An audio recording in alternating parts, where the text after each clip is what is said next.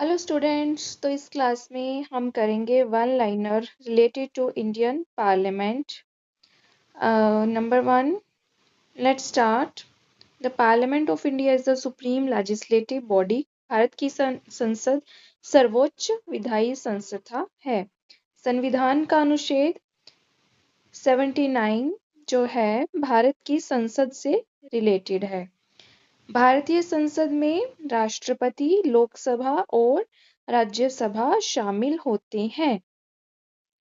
लोकसभा को जनता का सदन कहा जाता है। राज्यसभा को राज्यों की परिषद कहा है। लोकसभा की अधिकतम सदस्य संख्या कितनी है? 552 एंड राज्यसभा की अधिकतम सदस्य संख्या है 250। लोकसभा का कार्यकाल 5 वर्ष होता है। राज्यसभा एक स्थायी सदन है। राज्यसभा के जो 1/3 सदस्य हैं हर 2 वर्ष में सेवानिवृत्त होते हैं। भारत के उपराष्ट्रपति जो होते हैं वो राज्यसभा के पदेन सभापति होते हैं। लोकसभा की अध्यक्षता कौन करता है? स्पीकर करता है। जो मनी बिल होता है वो केवल लोकसभा में ही पेश किया जाता है। राष्ट्रपति संसद का सत्र बुलाता है और उसे स्थगित करता है। राष्ट्रपति लोकसभा को भंग कर सकता है परंतु राज्यसभा को भंग नहीं किया जा सकता, इसलिए इसे स्थायी सदन भी कहा जाता है क्योंकि राज्यसभा को भंग नहीं किया जा सकता। पहली लोकसभा कब गठित हुई थी? 1952। संसद भवन नई दिल्ली में स्थित है। संसद की संयुक्त बैठक होती है, वो किस आर्टिकल में है? आर्टिकल 108 में।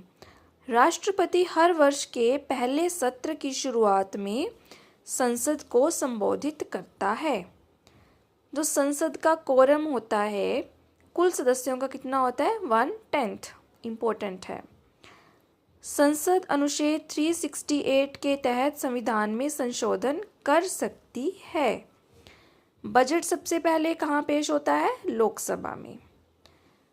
राज्यसभा भारत के राज्यों का प्रतिनिधित्व करती है और जो लोकसभा होती है वो भारत की जनता का प्रतिनिधित्व करती है।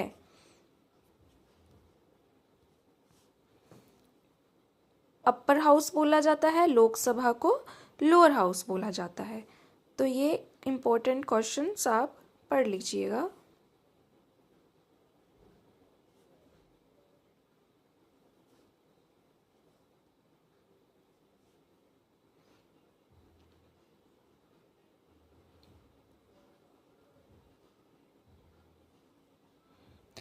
आई होप आपको ये क्वेश्चंस अच्छे लगे होंगे। Thank you.